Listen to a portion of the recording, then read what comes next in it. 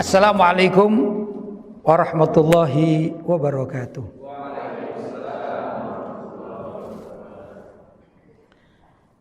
Alhamdulillah, wassalatu wassalamu ala rasulillah Sayyidina Muhammad ibn Abdillah wa ala alihi wa sahbihi wa man wala wa la hawla wa la quwata illa billah, amma ba'd. Hadratul mukarramin, para hadirin dan hadirat yang dirahmati oleh Allah, dan tak lupa panitia penyelenggara Maulid Nabi Muhammad SAW di Rumah Sakit Tanjung Balai Karimun. Namanya tadi nggak ada repekannya namanya, Pak. Mohon maaf. Dan juga yang kita muliakan Ibu Direktur Rumah Sakit beserta stafnya. Dan juga mohon maaf, sejak semalam saya kok tidak dapat repekan namanya siapa beliau ya. Jadi nggak bisa menyebutkan nama. Tapi salam yang beliau ucapkan untuk saya juga membalasnya, kirim salam untuk beliau ya. Mudah-mudahan salam berbalas salam, pantun berbalas pantun, dan kita cinta berbalas cinta. Mudah-mudahan kita senantiasa mencintai Nabi kita Muhammad SAW, dan kita bermohon kepada beliau mudah-mudahan cinta kita tidak berbalas sebelah tangan, tapi cinta kita diterima oleh junjungan kita Nabi besar Muhammad SAW. Bapak-bapak dan ibu-ibu yang dirahmati oleh Allah, ini suatu hal yang sangat luar biasa menurut saya, karena seluruh anggota hadirat ini adalah aktivis dari sebuah rumah sakit, yaitu tempat pelayanan kesehatan bagi masyarakat secara umum ya. Namun tetap bisa melaksanakan satu peringatan yang kita harapkan, bahkan 2 tahun kemarin kita libur karena pandemi. Mudah-mudahan tahun ini dan seterusnya nggak ada lagi namanya libur ya. Mudah-mudahan kita terus lanjut, karena memang apa yang disampaikan oleh kata sambutan tadi itu, mungkin kita ini dalam kehidupan sehari-hari, urusan kita ini dunia menunggu 1 tahun untuk mengingat flashback tentang riwayat hidup dan segala hal yang terkait dengan orang yang paling kita idolakan, kita cintai, kita rindukan. Beliau adalah Sayyidina Rasulullah Muhammad sallallahu alaihi wasallam. Jadi semua di kalangan kita, termasuk juga di kalangan masyarakat pesantren, kalangan ulama-ulama, dengan adanya pandemi kemarin itu, wah ini pada repot ini. Mau ingin mengadakan peringatan maulid sebagaimana layaknya, sulit. Bukan dipersulit, tapi memang sulit karena kondisinya. Di kampung-kampung pun demikian. Ya 1 tahun 2 tahun yang lampau ini ya. Kita bisa mengumpulkan dana, bisa tinggal transfer gitu kan. Kita mau beli suguhan untuk hadirin, ya tinggal Gojek atau GoFood bisa. Tapi ngundang masyarakatnya nggak datang. Mungkin kita sudah dapat perizinan dari aparat. Masalahnya ngundang masyarakatnya takut. Jadi nggak bisa terlaksana. Itu terjadi seperti itu. Atau masyarakatnya mau mengadakan, cuman karena menurut aparat di wilayah itu zonanya zona merah. Akhirnya dilarang untuk sementara waktu. Jadi akumulasi kerinduan kepada beliau Nabi Muhammad SAW sepertinya tahun ini terobati. Alhamdulillah.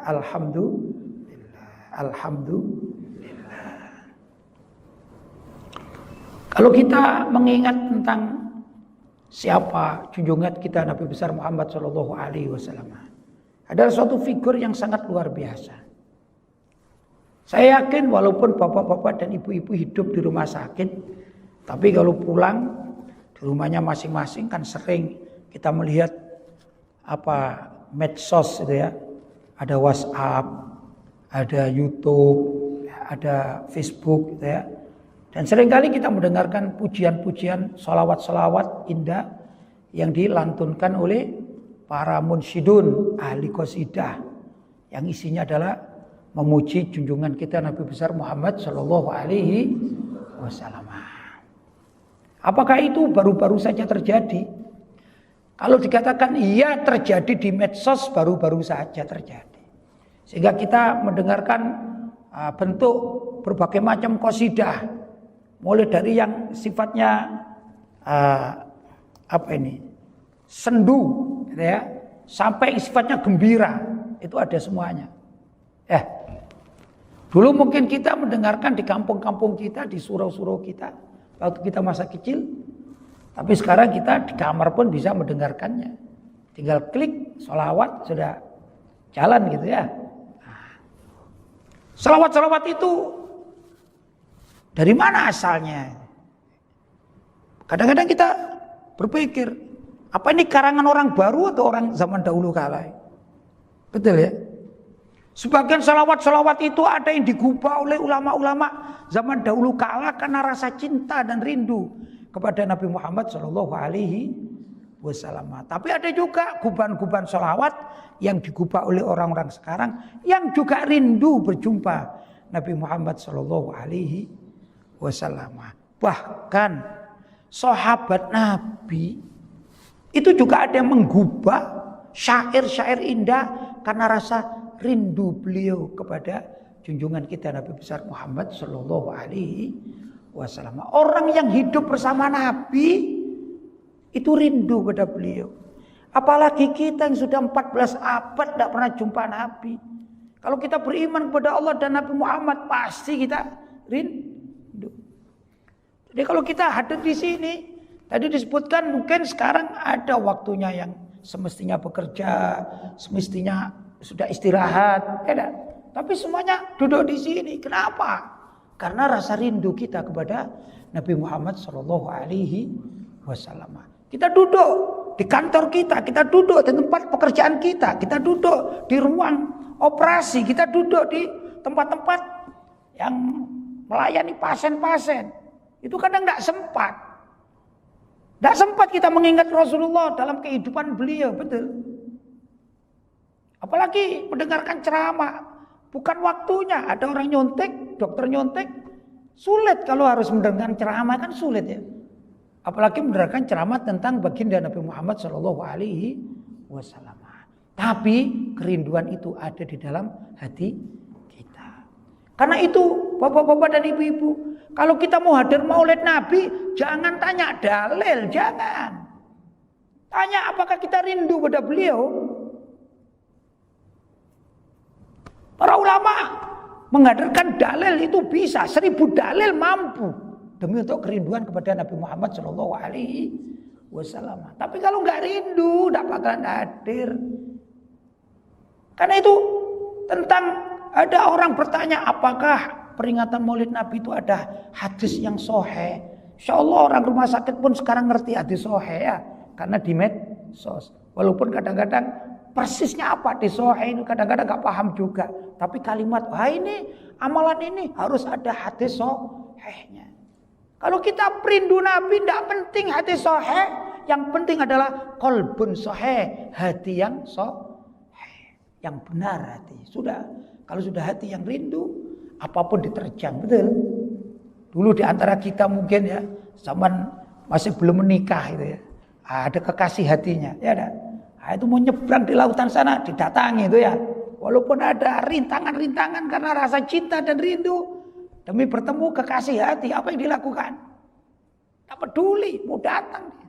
Betul? Itu karena rasa rindu. Orang yang mencintai kekasihnya, perlu dikasih dalil enggak? Dalilnya mana? Enggak ada dalilnya.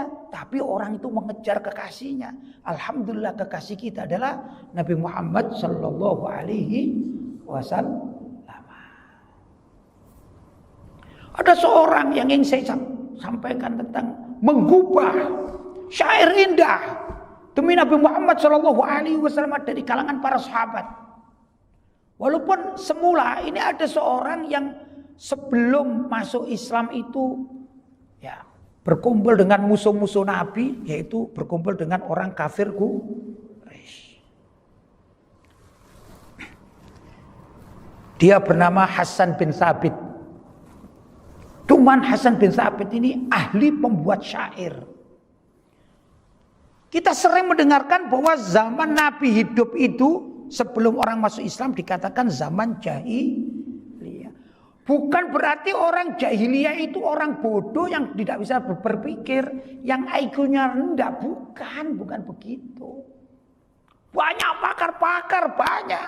Mungkin kalau sekarang itu profesor-profesor barangkali itu banyak di zaman itu. Cuman tidak beriman dan mereka menyembah berhala. Pandai tapi menyembah berhala. Berhalanya patung dari batu. Banyak kelihatan bodoh. Bahasa Arabnya bodoh. Jahil. Maka dikatakan jahili. Ya, itu asalnya. Maka ada seorang yang namanya Hasan bin Thabit. Itu ahli penggubah syair-syair indah. Bahkan bukan sekedar syair-syair indah. Syair yang untuk hujum. Untuk menyerang musuh. Gimana syair menyerang musuh?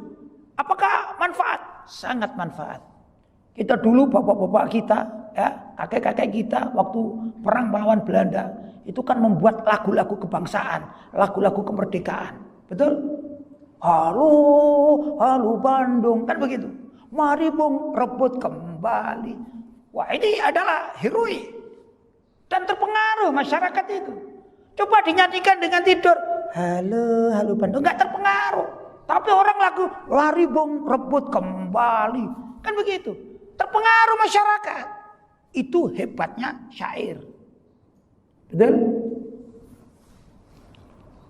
Juga orang-orang Melayu itu kalau ada pernikahan dan segala macam kan bikin pantun itu ya. Coba bikin pantun yang salah itu. Wah, bisa nggak jadi pernikahan, Pak. Betul? Mohon maaf, saya nggak biasa berpantun. Tapi misalnya mau mengatakan, wahai, misalnya kepada calon wanitanya itu, misalnya pujian-pujian ya, indah nan cantik, mestinya indah yang cantik dan menarik, keliru, indah tapi jelek, wah gak jadi naik ya Pak, betul?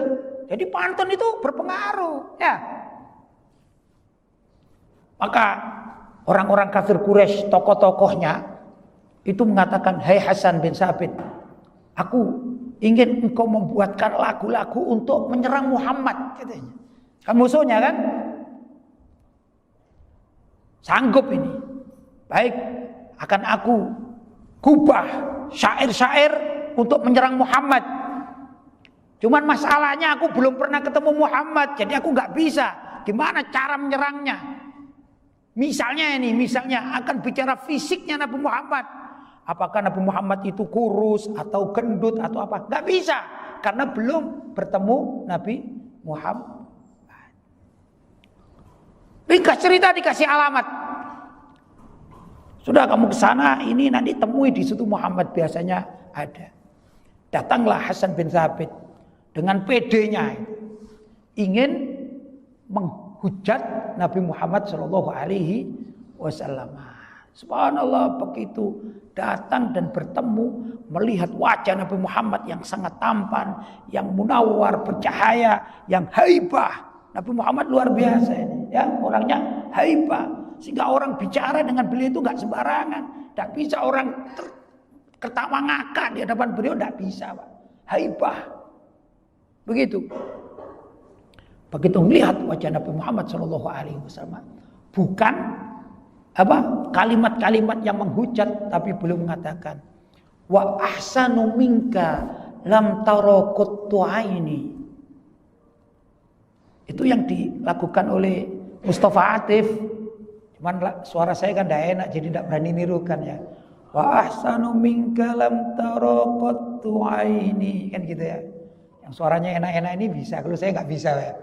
Suara saya pas-pasan ini ya. Cuman isinya wa ahsanu minka, yang lebih elok, lebih tampan darimu, hai Nabi Muhammad.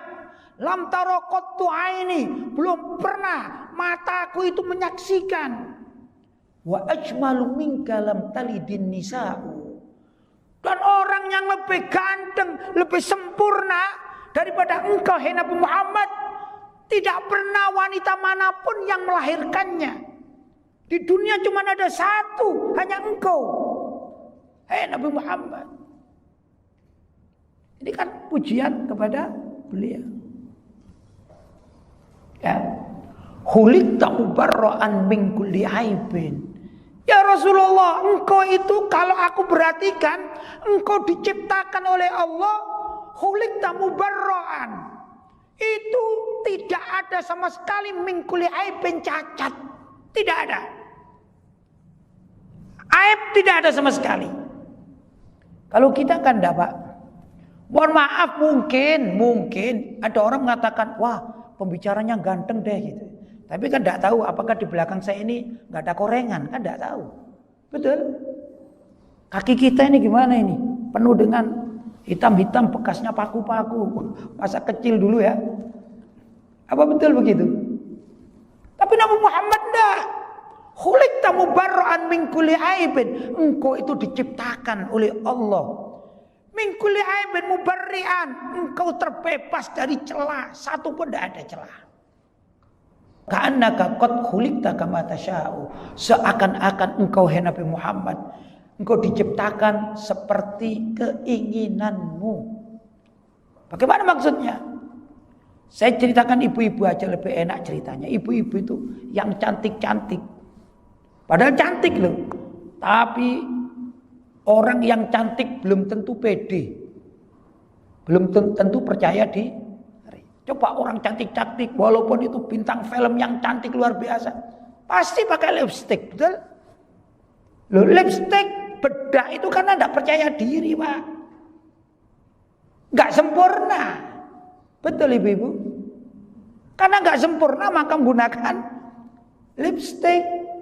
Wah, pakaian segala macam nggak alami.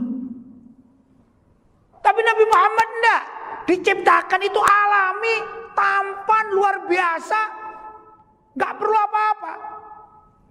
Keringatnya harum. Keringatnya harum.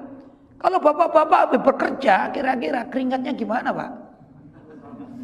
Perlu deodoran, ya kan? Betul? Nabi Muhammad tidak perlu deodoran semacam itu. Piksi-piksi tidak perlu Nabi Muhammad. Sudah harum. Itu penampilannya ya.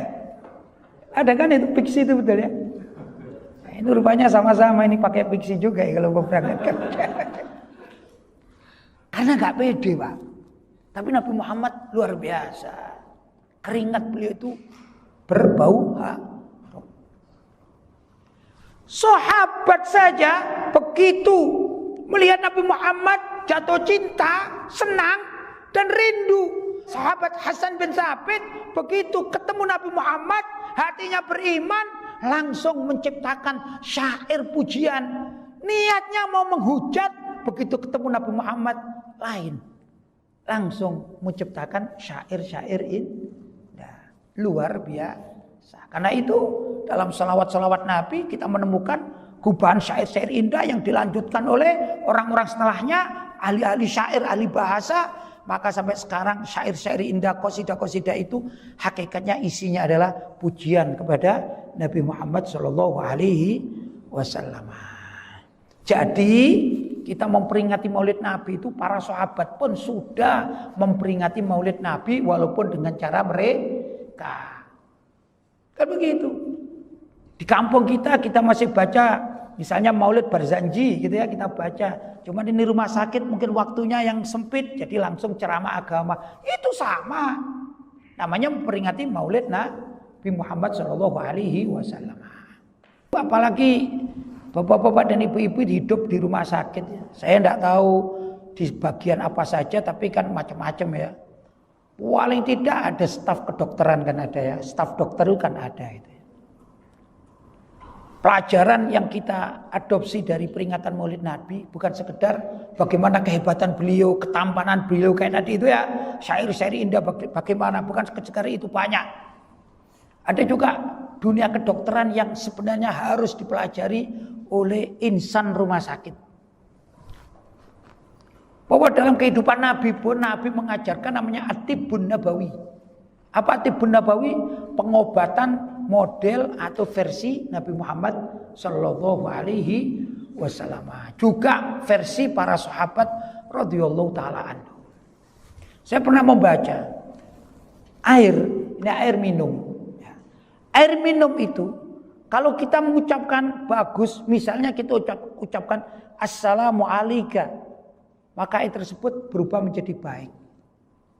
Ya. Tapi kalau saya marah, mohon maaf saya nggak bisa bicara jorok, tapi misalnya kalau saya mengatakan kamu itu kurang ajar misalnya gitu, maka air ini berubah Pak, menjadi kurang baik. Begitu.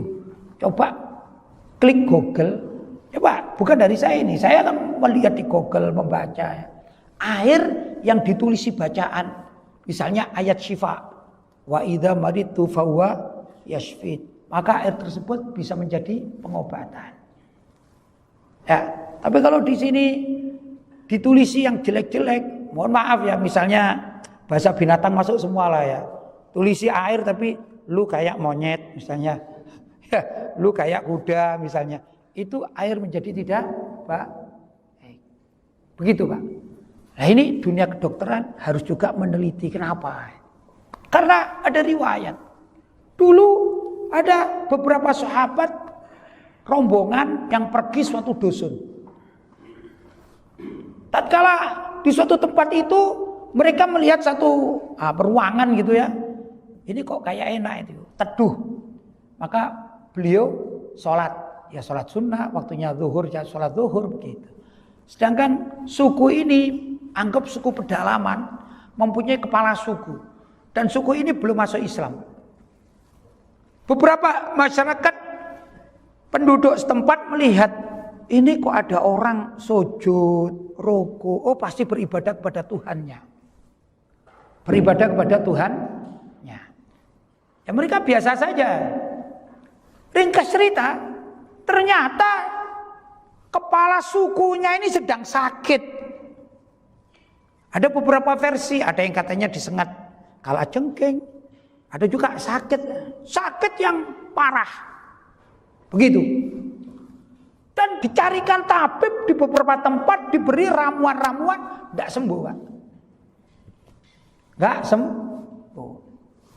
Kemudian ada salah seorang yang bijak lah, penduduk kampung tersebut atau suku itu bijak. Mereka melihat ini ada pendatang baru, gitu ya. Pendatang di tempat itu kok rukuk sujud, pasti dia ini beribadah kepada Tuhannya. Saya mau minta tolong, barangkali Tuhannya itu bisa menyembuhkan kepala suku kami, gitu. Maka datanglah orang tersebut. Ini sebelumnya saya ada sedikit ketinggalan itu, sedikit supaya tidak lepas. Waktu para sahabat itu datang ke situ nggak dihiraukan gitu Pak. Di kampung itu nggak dihiraukan. Mereka kelaparan, minta makan atau minum, nggak dikasih Pak. Begitu ringkas ceritanya. Saya lanjutkan. Kemudian ada orang kampung tadi itu datang kepada para sahabat yang datang dari Madinah, ya, dari utusan Nabi Muhammad SAW, konsultasi. Wahai bapak-bapak, tuan-tuan, kayaknya bapak-bapak lagi menyembah Tuhannya ya. Tolong dong, mintakan kepada Tuhan kalian agar kepala suku kami ini kan sangat berharga ini ya, agar bisa sembuh. Ayo saya datang, ada salah seorang sahabat didatangi itu kepala suku. Dilihat, oh ya memang sakit. Langsung, ini saya minta air. Nah, kayak gini, minta air putih. Sudah selesai. Akhirnya dibaca-bacain sama sahabat ini. Suruh minum. Diminum sembuh Pak. Tapi sebelum itu sahabat ini pandai juga. Tadi kan minta makan tidak dikasih. Bilang, kalau saya bisa menyembuhkan kepala sukumu, kamu nggak ngasih berapa? Ini kalau ada orang Jawa bilang wani piro gitu katanya. Wanipi, kata anggota suku tersebut, ya terserah mintanya apa. Maka diriwayatkan akan diberi kambing, beberapa ekor kambing. Begitu. Setelah ditiup, ya, kemudian dikasihkan kepada kepala suku, subhanallah sembuh. Dan suku itu amanat, jujur. Maka dibawailah sahabat yang menyembuhkan kepala suku itu beberapa ekor kambing. Dibawalah ke teman-temannya. Heran teman-temannya, kamu dapat dari mana kambing? Nyuri di mana? Oh, aku nggak nyuri, ini pemberian. Kok bisa? Iya, tadi kita minta kan tidak dikasih. Ya aku sembuhkan ini kepala suku, aku dikasih ini hadiah. Mau disembelih, ragu. Akhirnya mereka datang kepada Rasulullah. Kita datang ke Rasulullah, boleh enggak ya? Kita mengobati orang, kemudian minta bayaran. Nah, gimana ini? Akhirnya mereka pulang ke Madinah dan cerita, ya Rasulullah tadi kejadian ini dan itu. Ternyata Nabi Muhammad tidak marah. Justru Nabi Muhammad mengatakan, kamu sembelih, kamu makan, jangan lupa kaki atau sampilnya kasih saya. Ternyata Nabi Muhammad juga memakan hasil dari pengobatan tersebut. Itulah ruqyah. Nabi Muhammad bertanya, hei sahabatku, kamu bacain apa? Kamu bacain apa? Ya dah, kamu apakan kok bisa sembuh? Ya Rasulullah, saya ngarang-ngarang sendiri, saya ambil air, saya tiup dengan bacaan surat Al-Fatihah. Al-Fatihah. Waladhdallin amin. Sudah. Saya ngarang-ngarang sendiri. Ijtihad. Ternyata sembuh. Alhamdulillah. Ini Nabi Muhammad tidak mengatakan, kamu kok ngarang sendiri sih? Gimana bid'ah ngarang sendiri, aku gak ngajar kok. Tidak Nabi Muhammad. Ya sudah, ikut minta sampilnya. Sampil itu apa? Bagian kaki kambing itu ya. Paha itu namanya sampil, kata orang Jawa Timur. Nggak tahu orang sini bilang apa. Sama juga, sampil. Ya itulah kurang lebih ya. Ringkas cerita, ternyata surat Al-Fatihah itu bisa menyembuhkan. Dan itu disaksikan oleh Nabi kita, Nabi Muhammad Shallallahu Alaihi Wasallam. Lantas para ulama zaman dahulu kala mengikutinya. Mungkin kalau kita pulang ke kampung, ada sesepuh-sepuh kita zaman dahulu kala, ya itu kalau ada orang sakit minta air, minta tiup kan gitu. Bahasa Jawanya disowo katanya. Disowo itu itu disowo. Itu menggunakan terapi doa. Dan itu menyembuhkan. Dan banyak. Bukti itu banyak. Karena itu sebenarnya sains. Dalam artian dunia kedokteran. Mestinya perlu digabung dengan dunia medis model Tibun Nabawi. Apa Tibun Nabawi? Pengobatan cara Nabi. Loh kalau misalnya ini ya. Misalnya saya tidak tahu nama-nama obat ya. Cuman dulu ngerti ada botrek, ini botrek orang pusing kasih botrek kan gitu ya, kan gitu kan. Nah ini orang kayak saya ini orang awam terhadap dunia kedokteran, lebih mudah orang pusing dikasih botrek. Loh kalau digabungkan misalnya kasih botrek dikasih botrek, tapi minumnya ini adalah air yang dibacai surat Al-Fatihah. Ayo minum, nah ini obatnya dari dokter ini kan dapat dua Pak. Yang satu mungkin dari penelitian bahwa obat botrek tersebut adalah bisa menyembuhkan pusing, ya dah. Tapi yang air ini menyebabkan gembira misalnya. Loh pusingnya kenapa sih? Pusing kan mikirin hutang. Pusing jadinya kasih botrek.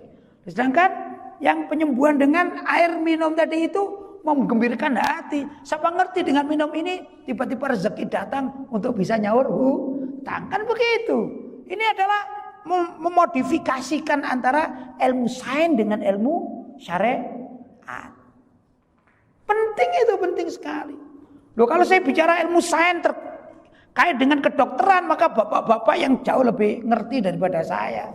Ya, tapi saya memberikan masukan-masukan bahwa ada ternyata ilmu yang itu dilakukan oleh para ulama atau juga para tabib. Ya, saya mohon maaf, saya juga bukan ahli ketabiban, walaupun saya ngerti, dalilnya ngerti, tapi kan saya tidak mempelajari itu. Maka bisa kolaborasi antara dokter umum ya dengan para tabib. Ketemu Pak. Ada suatu masalah yang unik. Lepas kita percaya tidak percaya, lepas kita mengatakan itu adalah kesyirikan atau apapun, di Indonesia itu pernah ada fenomena ponari. Masih ingat? Lepas kita cocok, tidak cocok Pak. Ternyata orang sakit itu kan banyak. Saya tidak bicara ponarinya itu. Pasiennya itu loh, ribuan yang datang Pak. Dari mana-mana. Betul. Berarti bangsa Indonesia itu banyak yang sakit. Kenapa tidak ke rumah sakit? Bayarnya mahal katanya Pak. Kalau datang ke Ponari, waktu itu dianggap murah. Datanglah ke Ponari. Lepas itu sehat, tidak sehat. Tapi sugesti. Keyakinan itu menyebabkan orang itu sehat. Ya, di sini saya tidak bicara tentang Ponari, tidak. Ya, hanya ini sebagai contoh yang real. Betul? Pernah terjadi di Indonesia. Maksud saya apa di sini?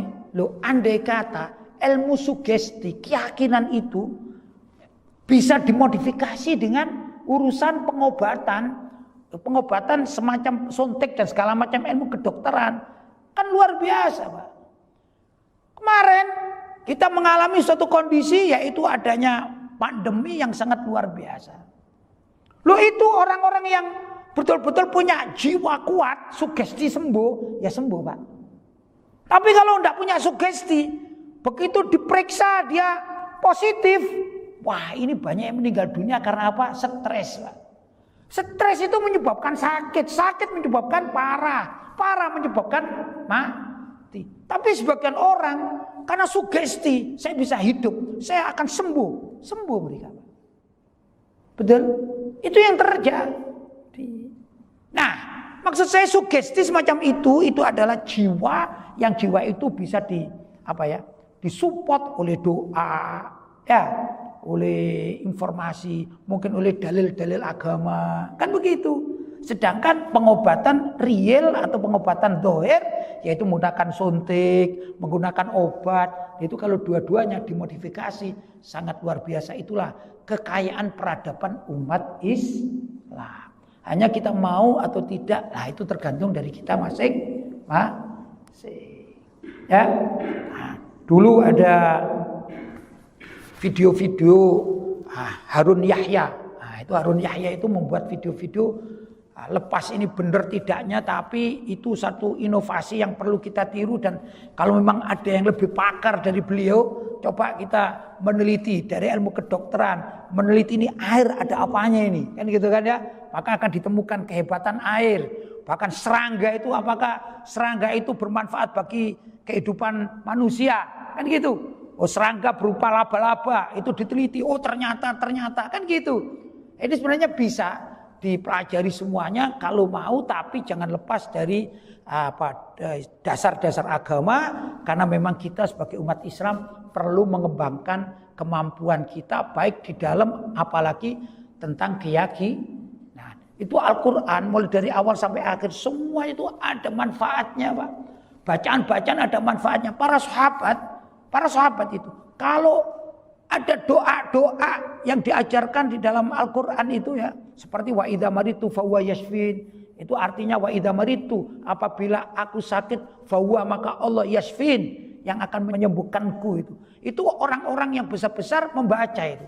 Kalau sakit wirid, katanya orang Ahlussunnah wal Jamaah, wiridnya itu wa idza maritu fa huwa yashfin, fihi syifa'ul linnas. Begitu, Pak. Tapi kalau anak-anak kecil yang belum bisa wirid, itu ditulis, Pak. Oleh para sahabat ditulis. Sudah ditulis di kertas, kemudian dibungkus, kemudian dikalungkan di leher anak kecil-kecil yang belum bisa baca. Ya sudah bisa baca, disuruh baca. Yang ditalkin, ayo tak ajari, baca ya. Wa idza maritu fa huwa yashfin, diajari. Tapi kalau tidak bisa, mereka menulis ya dalam kertas, kemudian dikalungkan di leher mereka. Seperti jimat gitu, Pak. Tapi jimat di sini maksudnya ayat-ayat Al-Qur'an. Yang luar biasa, Allah memberikan kesembuhan kepada orang-orang yang diberi kalung tulisan tersebut. Ini kan perlu diteliti. Ada apanya? Pasti ada ion-ion yang bisa menarik dalam rasa sakit itu bisa hilang karena tulisan tersebut. Itu dilakukan oleh para sahabat Nabi. Ini kan belum pernah diteliti ya. Kalau tulisan gini apa akibatnya? Seperti tadi di awal saya katakan, air menurut penelitian, kalau kita bicara pada air ini dengan penuh kebaikan, assalamualaikum ayyuhal ma, semoga selamat atas dirimu wahai air, kan bagus. Ya, bagus. Bismillahirrahmanirrahim. Mudah-mudahan engkau menjadi air yang penyembuh. Ternyata air itu menjadi obat. Tapi tatkala kita marah-marah sama air, kita bentak-bentak, maka air tersebut menjadi penyakit untuk kita. Itu ada penelitiannya, saya lihat sendiri di di YouTube itu ada dan ini nyata. Dan yang unik biasanya yang mempelajari itu bukan profesor atau doktor dari kalangan umat Islam, bahkan non muslim pun juga meneliti. Tinggal kita yang hidup berkutat setiap saat di rumah sakit seperti bapak-bapak dan ibu-ibu, kapan kita sebagai umat Nabi Muhammad bangkit? Kapan kita akan mempraktekkan apa yang mereka praktekkan? Kapan itu? Tergantung kita masing-masing. Mudah-mudahan bapak-bapak dan ibu-ibu apa yang saya sampaikan ini, apalagi hari Jumat yang waktunya sangat terbatas, ada manfaatnya, bisa memotivasi kita. Rupanya ilmu kita dimanapun berada masih banyak kekurangan. Kita perlu mengkaji, memperdalami lagi. Sehingga lahirlah profesor-profesor agama dan kesehatan dari Tanjung Balai Karimun. Itulah yang katakan Karimun. Ya, Karimun. Mata amdahu wal waro ma'i wa idza ma lumtuhu wahdi. Karimun. Nah, ini Karimun di sini ya. Orang yang mulia itu. Kapan saja aku puji mereka, maka masyarakat atau manusia ikut memuji bersamaku.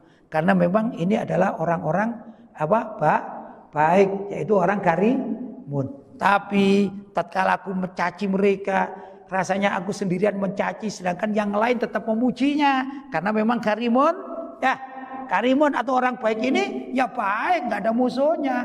Ya aku saja yang salah, orang baik kok dicaci. Ya sendirian kamu, kan begitu. Karena itu mudah-mudahan lahir dari wilayah Karimun ini adalah dokter-dokter yang Islami atau pegawai-pegawai kedokteran yang betul-betul bisa menjadi orang-orang seperti Ibnu Sina, gitu ya, pencetus pengobatan Islami, kan begitu. Nah, ini saya bermohon kepada Allah, mudah-mudahan kita mendapatkan berkah dari peringatan Maulid Nabi ini. Bapak-bapak dan ibu-ibu yang dirahmati Allah, barangkali itu yang dapat saya sampaikan. Mungkin ada canda saya atau hal-hal yang kurang tepat, saya mohon maaf yang sebesar-besarnya. Hadza ma aqulu lakum wal afu minkum. Wassalamualaikum warahmatullahi wabarakatuh.